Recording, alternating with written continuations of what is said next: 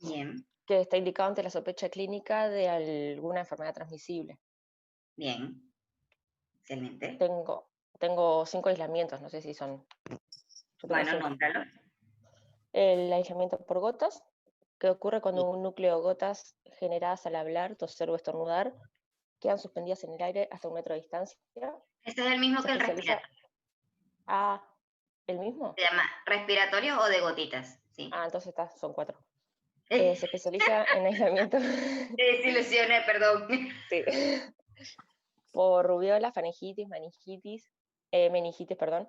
Se usa Ah, mascarilla, guantes, bata, estricto lavado de manos. correcto. Bien. ¿Alguien ¿Sigo más? o quiere hablar alguien más?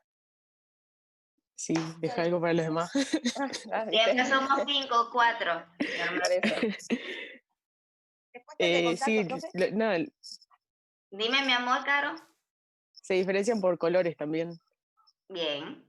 Ajá, y El de entonces, ¿qué contacto Yo no es más? el encontré color los colores. amarillo, el rojo es el protector, el azul es el de gotitas y el verde de aire. Mm, Vos sabés que a mí me confundía yo no lo internet, porque en recordaba algunos así. me parecían así o A mí diferentes. me aparecieron así, en todos lados que Mm, busqué me apareció así. Ah, no yo no sé. los encontré. Acá, bueno, los que yo les mandé creo que tienen el sellito de, no sé, Yo de solo Hay vi uno qué el que era. está rojo. diferente de los que vos mandaste, Pero el color. no, claro, pero estos son del Ministerio de Salud. Así que nos tenemos que regir por los colores que tenemos aquí. Bueno, Y sí, porque son los que vamos a conseguir en el sanatorio porque son de acá del Uruguay, ¿no? Imagino que en otros lados, pues, a ver. colocarán sus aislamientos de otros colores, pero acá es azul, verde y rojo. Nunca he visto el protector, así que por eso no se los mandé, porque nunca he El visto protector yo lo el... vi cuando mi primo estuvo internado, él tuvo leucemia y Ajá, cuando le hacían quimioterapia estaba aislado y le ponían así el cartel rojo afuera. era rojo. Ujú. Ah, porque aquí el rojo es de contacto, entonces por eso pregunto. Porque yo de verdad nunca lo he visto y siempre En la nosotras española hacemos... al menos, en la española al menos era color rojo el cartel. Ah, bueno, entonces yo acá lo he hecho a computadora y le pongo aislamiento protector. Entonces obviamente ya yo sé que él está así y cuando van pasando los familiares, ya, ¿para dónde va, señor? Yo, epa, y así. ¿Alguien más tiene más información? Después está el aislamiento respiratorio, el aislamiento entérico y el Bien. aislamiento protector inverso, inverso, puede ser. No sé lo que. Sí, el aislamiento inverso es lo mismo que el aislamiento protector acá. Y el aislamiento Es entérico o de piel y heridas es lo mismo que el de contacto. para lo de De trasplante y todas eso. maneras, claro, de todas maneras yo en las láminas de ahora se los puse así, porque aparece así como que por todos lados, ¿no? Pero es como para que ustedes tengan sinónimos y sepan que es lo mismo. Y por si lo leen en algún otro lado, ya estén orientadas y sepan. ¿Alguien más? Buenos días. Hola, buenos días.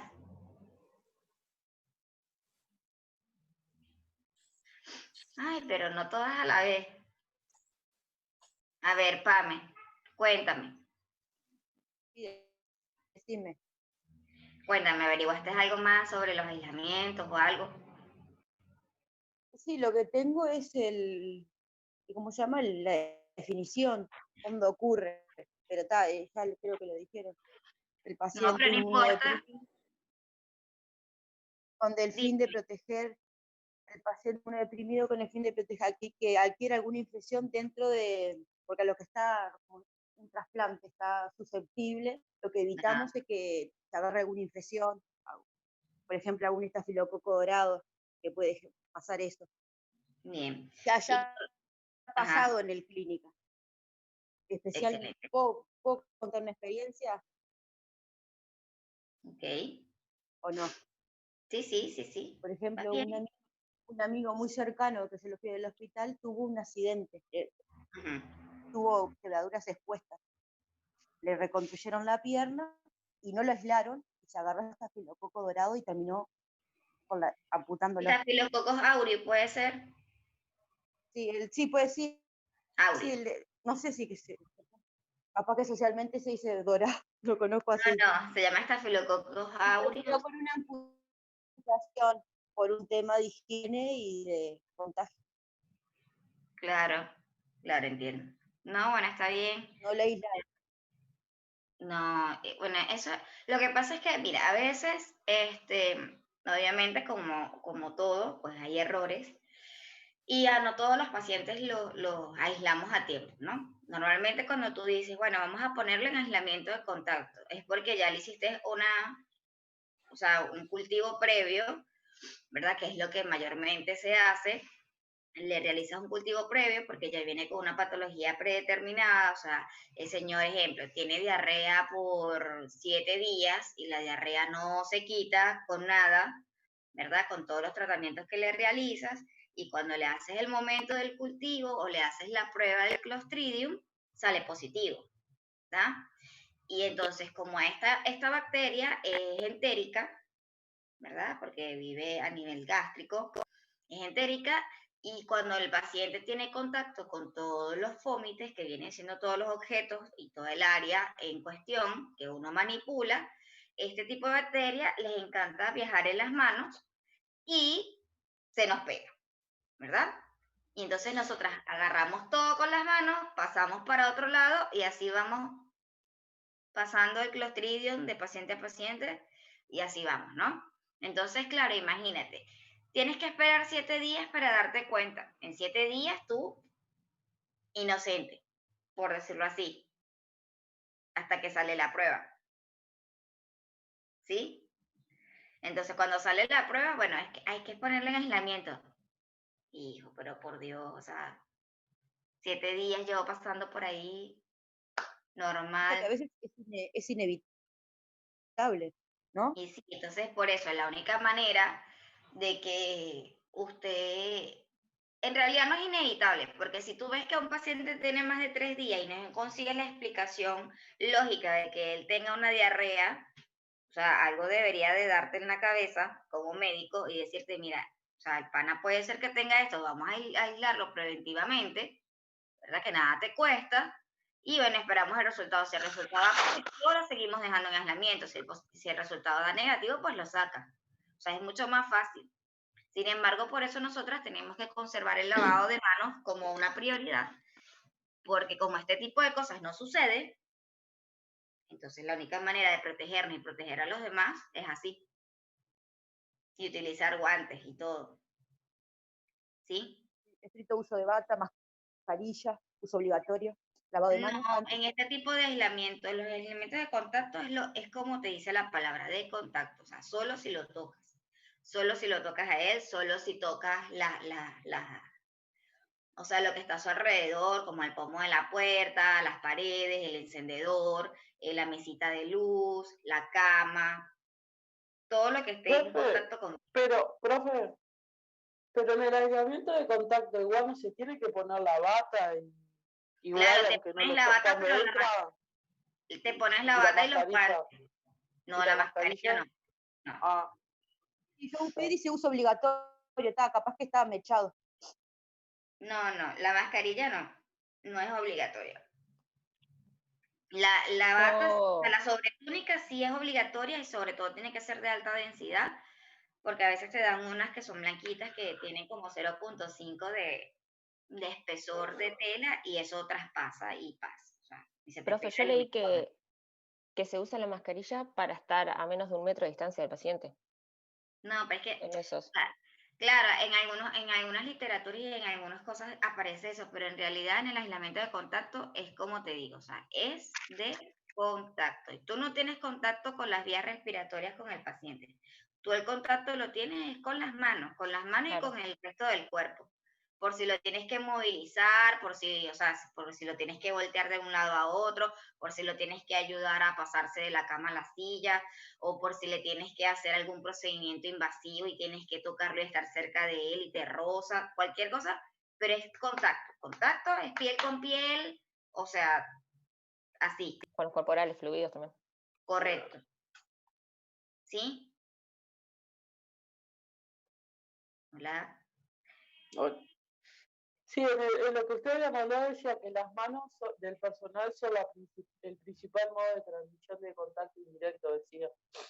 Exacto, de hecho, Hablaba de eso en sí pueden específico. revisar en su celular la imagen que les mandé y ahí tienen unas Sí. imágenes de los materiales que tenemos que utilizar y ven que en ningún momento ninguna de las personas tiene mascarilla o tapabocas. ¿Sí?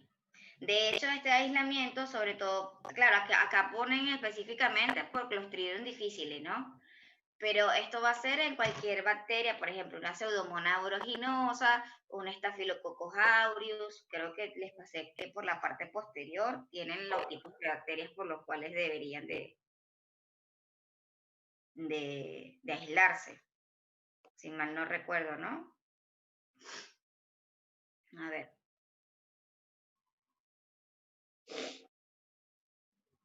Ahí todos estamos mocosos, vale.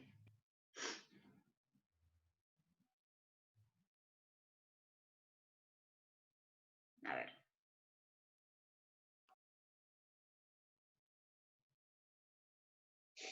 Y sí, mire.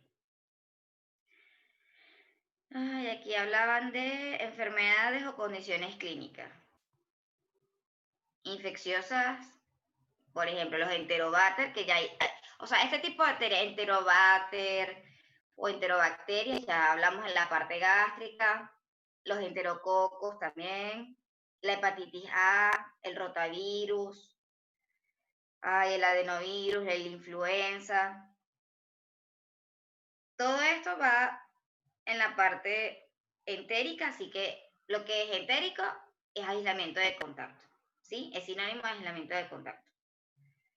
Y enfermedades de la piel como el herpes simple o el herpes zóster, ¿qué otra cosa? La varicela. ¿Aquí cómo le dicen a la varicela? Varicela. Ah, no, pues en mi país le dicen Varicela. lechina, así que yo pregunto si tiene otro nombre. Sí. Y bueno, nada, y enfermedades infectantes como la Pseudomonas aeruginosa, como la Cinetobacter cloacae, como el enterococo resistente, cualquier bacteria que tenga un BLI positivo, los resistentes a los carbapenémicos.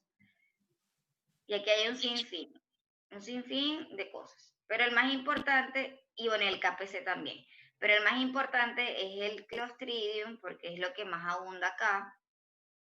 No sé por qué hay tanto Clostridium, yo creo que es por el consumo de carne, que la gente consume demasiada carne y esas bacterias pues vienen a nivel entérico de las vaquitas y todo eso. También consumimos muchos lácteos y consumimos muchos vegetales y a veces no los lavamos bien. Y bueno, estas bacterias son bien lindas y les encanta vivir ahí. Entonces nada, nos eligen como huéspedes. Y bueno, hablando de eso, con respecto al COVID, que es lo nuevo, el boom, ¿verdad? ¿Ustedes qué tipo de aislamiento creen que estamos utilizando todo el tiempo? ¿Por gotas? Eso. Aparte, ¿Hay otro? no sé. ¿De contacto respiratorio? ¿Cuáles son las les decía medidas todo. ¿Cuáles son las medidas que nosotros tenemos que utilizar? Ahora, en este momento, ¿cuál es la nueva normalidad? El distanciamiento. Ya.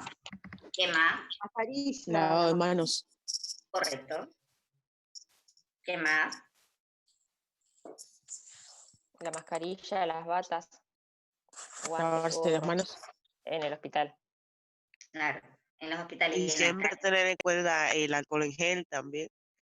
Claro, claro, pero esas son medidas de protección. Pero entonces, si hablamos en aislamiento general, ¿verdad? Ejemplo, yo que estoy con los COVID todo el tiempo, obviamente ellos están aislados. ¿Sí? Cada quien está en su habitación y gracias a Dios yo los puedo mirar en una pantalla de 50 pulgadas donde me permite tenerlos como divididos por espacio y yo no tengo necesidad de entrar todo el tiempo, sino que los veo desde afuera. Pero cuando yo voy a entrar, yo me tengo que poner una serie de métodos de barrera, ¿verdad? De materiales encima, para aislarme yo de él. Entonces, si yo me pongo todo eso, ¿qué tipo de aislamiento estoy usando? ¿El de contacto? Aparte,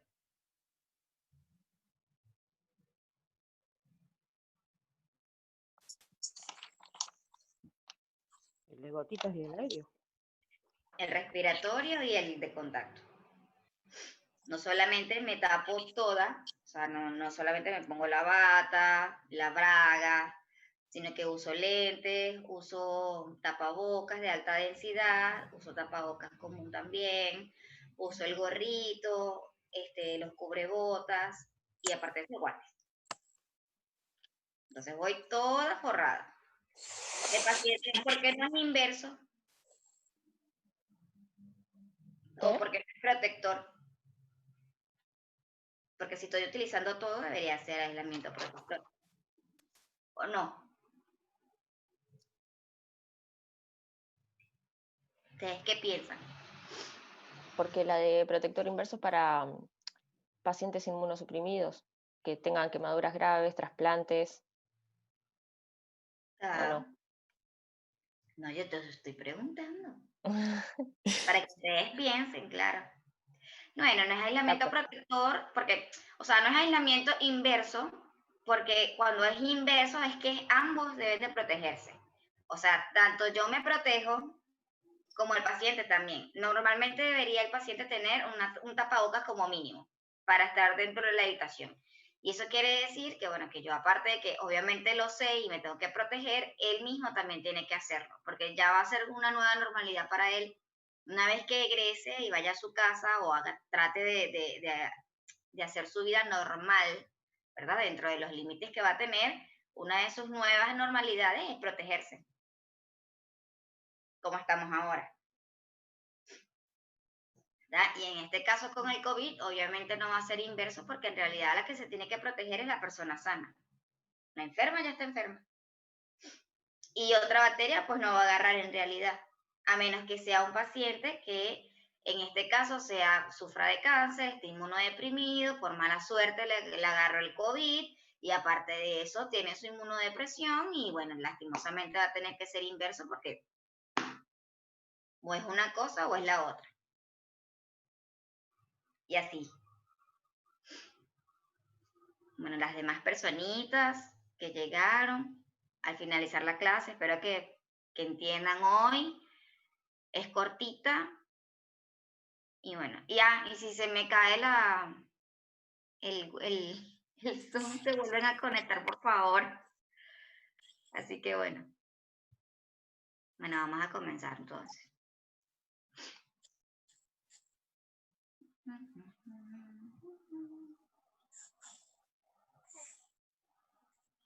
¿Ahí ven? Apaguen los micrófonos, Sí, por profe. favor. Vale, seguro.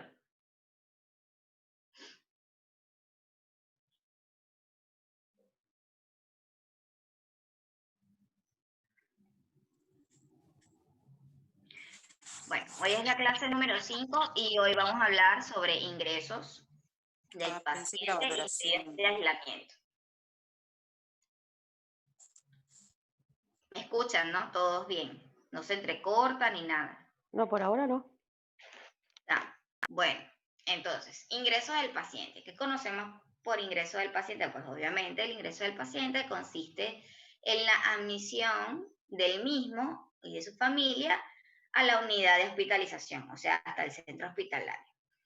Y esto se va a dar por medio de una recogida de análisis y de preguntas, que es la anamnesis, o por medio de la historia clínica que se va a realizar previo a su ingreso, ¿sí?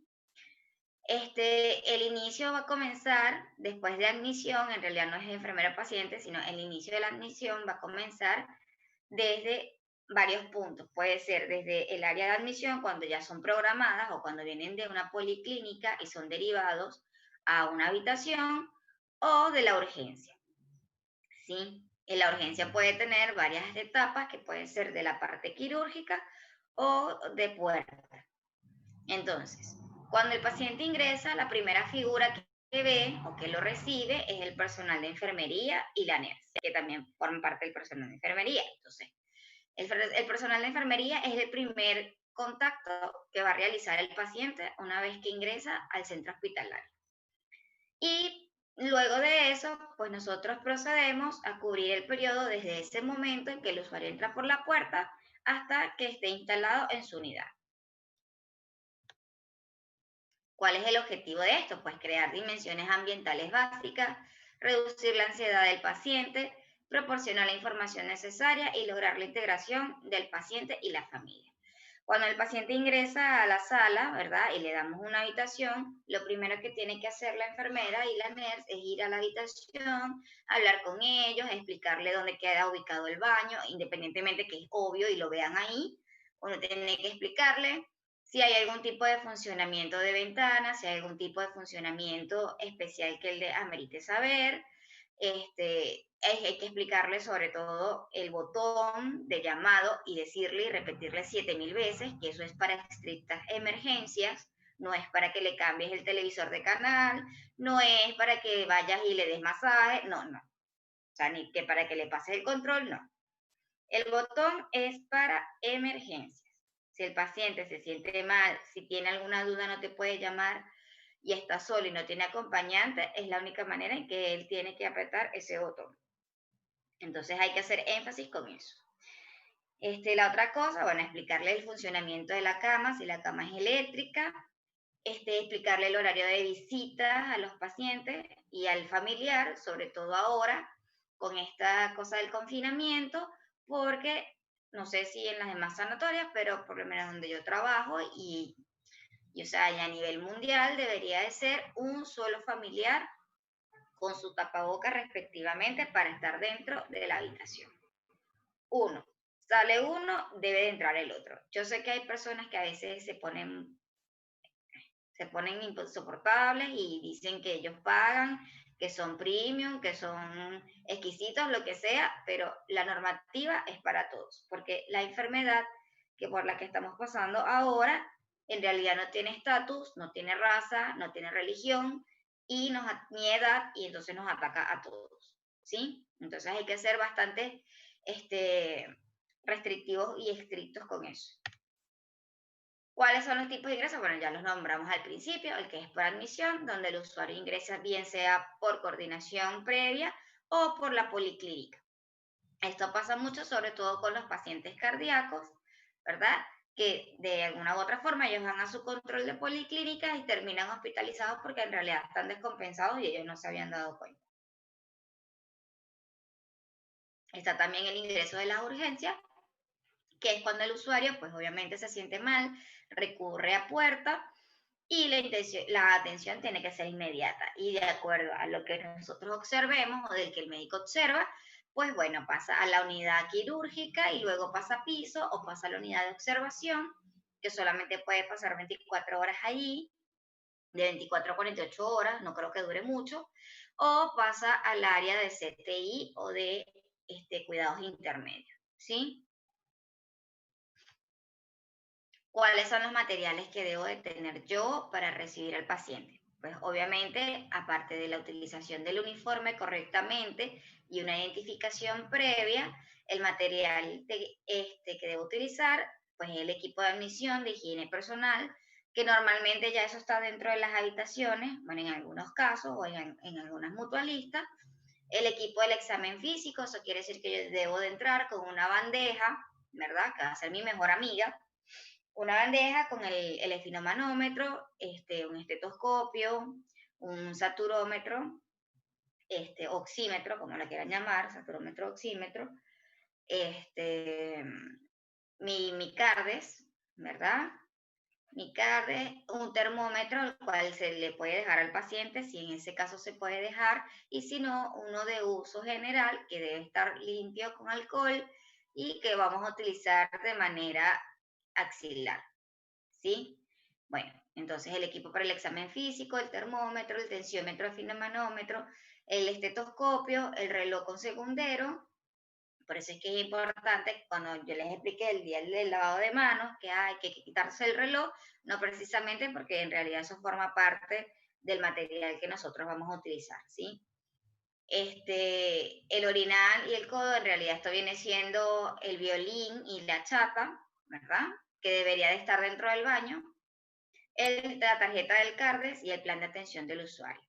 En realidad, al ingreso, pues obviamente no va a tener todo ese tipo de cosas porque está ingresando, o sea, es obvio, pero el CARDES donde nosotros vamos a anotar los signos vitales tiene que estar. Normalmente los pacientes hay que preguntarles, eso hay que hacerle una especie de anamnesis, que es una entrevista a nivel de preguntas básicas, como que si orinó el día de hoy, como que si movilizó. Eso es importante, vayan anotando por favor las preguntas, porque cuando yo les ponga en el examen un caso clínico, de hecho hoy les voy a dejar un caso clínico que se les voy a mandar por WhatsApp, o si quieren se los mando, no sé, por la plataforma. Profesora, Dime. ¿eso no es parte también de lo que viene a ser la valoración? Está, exacto. Pero ahorita no vamos a profundizar tanto en eso, sino lo que normalmente nosotros vamos a hacer al ingreso y posteriormente a eso yo les digo, mira, tiene un estafilococo y ustedes me van a decir, esto es un aislamiento de tal cosa. Ah, ¿Sí? bien, está.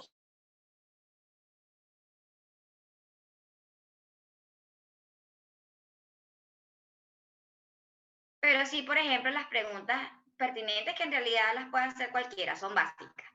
Entonces vayan anotando. Lo primero que hay que hacer apenas nosotros recibamos al paciente es presentarnos. O sea, es decir, hola, buenas tardes, buenos días, buenas noches, lo que sea. Soy la enfermera Bexabe Crespo. Voy a estar con usted en el turno de 6 a 12 o en el turno de 18 a las 0. Voy a hacerle una serie de preguntas, este es el monitor para tal cosa, este es el botón para que usted me llame, aquí adentro tiene el baño, está el váter, está el violín, está la chata, está, ¿cómo que se llama? Aquí le dicen a ayúdenme, a los envases que son así redondos para vomitar, se me olvidó. ¿Tipo palanganas? Las palanganas. Yo los conozco como faina, ¿no? O faina es el nombre científico ¿cómo es que? Y propio de ese material, pues de ese objeto.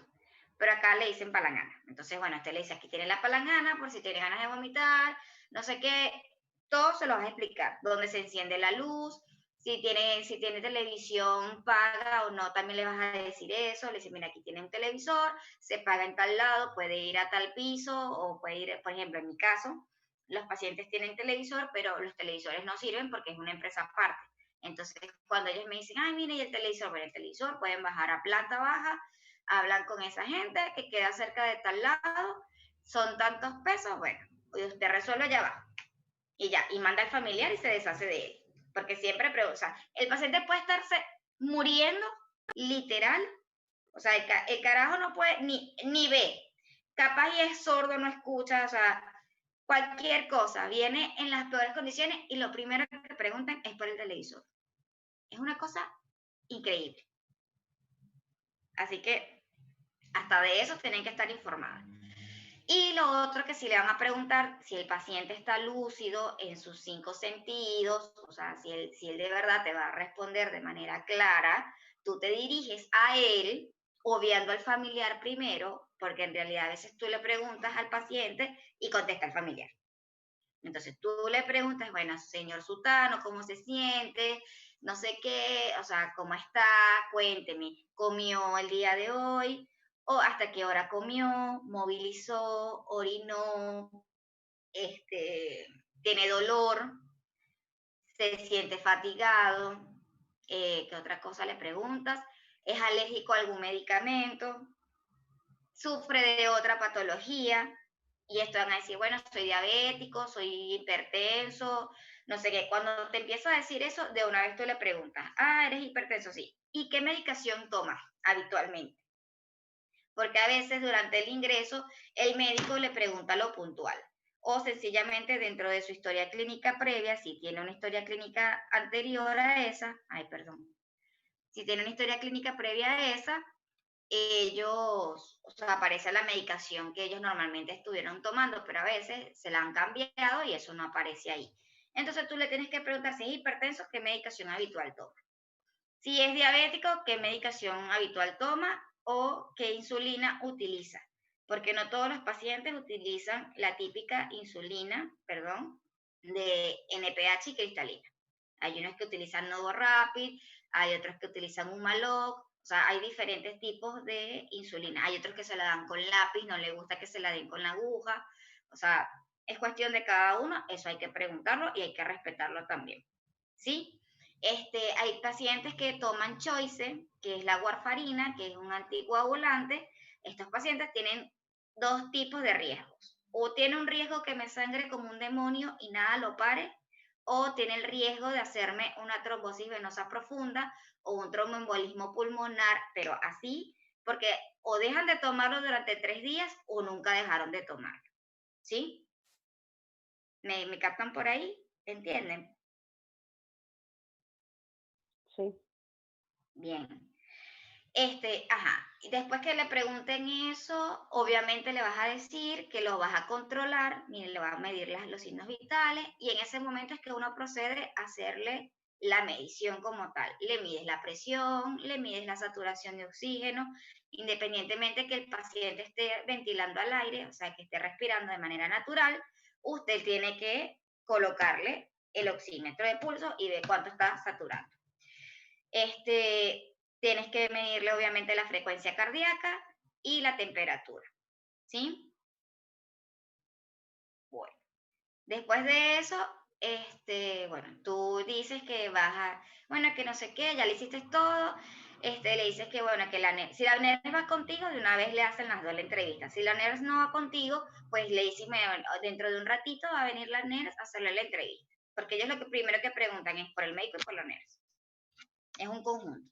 Entonces, nada. Cualquier cosa que ustedes no sepan dentro de la entrevista, que ellos le pregunten, no es que vayan a decir, yo no sé. No hay yo no sé en su vida.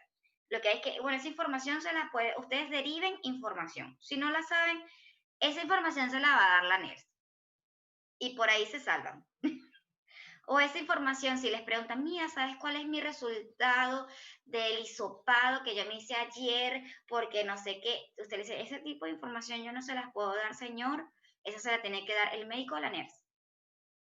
Y así, no vayan a dar respuesta de ningún laboratorio, por favor. No vayan a dar respuesta de ningún resultado de bacterias, de cualquier otra cosa, porque eso es un arma de doble filo. Uno lo puede hacer por amistad, por cariño, por lo que sea, por empatía, pero en realidad viene y dice, no, la enfermera me dijo, porque para eso sí se aprende tu nombre. La enfermera Carolina me dijo a mí, la de la tarde, que a mí me había dado un enterococo. Y resulta que, venía creciendo un enterococo, pero se transformó en otra cosa. Y entonces ya por ahí hay un problema. Porque los familiares siempre son osados y van a buscar por internet, porque ellos no sé para qué van al médico, si buscan en Google, y dicen, pero él es sensible a la vancomicina, dice que el medicamento, y le están poniendo cipro, una cosa así. Y tú así como que, señor, si el médico dijo que era cipro, es cipro. ¿Saben? Entonces, para evitarse ese tipo de problemas y de disyuntivos, es mejor que ustedes salten o traten de evitar respuestas con respecto a lo que no sea la valoración de su paciente habitual, ¿sí? ¿Cuál es la función del auxiliar de enfermería entonces? Pues la enfermera recibirá al paciente presentándosele a él y el resto del equipo, como ya les mencioné anteriormente. El paciente tendrá asignada una enfermera responsable de sus cuidados. ¿Por qué? Porque esto ayuda a establecer una relación enfermero-paciente de manera terapéutica y adecuada. Y eso le va a dar mucho más control y más confianza. La enfermera lo guiará hasta su unidad, lo orientará en la misma. Es importante motivar la interacción del nuevo usuario con el personal y con otros usuarios. Usted le tiene que decir que tiene un auxiliar de servicio, que se llama no sé quién, y que ella lo va a ayudar si se bota algo en el baño, si se llega a bañar y está sucio, etc. Lo orientará sobre la ubicación de la enfermera, de los turnos de enfermería, horarios de visitas en general, horarios de comida, depósitos de objetos de valor y servicio del hospital. Por eso es que es muy importante que nosotros preguntemos si el paciente tiene algún tipo de limitación, si es alérgico a un medicamento o si es alérgico a alguna otra cosa, porque eso también entra entre la parte de las comidas. Lo primero que te va a pedir es eso, a qué hora viene la comida, si puede comer, o sea, lo normal.